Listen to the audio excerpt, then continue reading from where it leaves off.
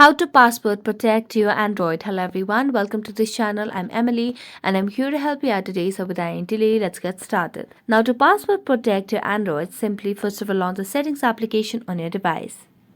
As you launch the settings application of the device, you scroll down and here you can see the option of passwords and security. So tap on it, and as you tap on password and security, you can see different options over here from screen lock to face unlock and so on. So all you have to do is just tap on screen lock over here, and here's my pattern for now. You can select between pattern, pin or password.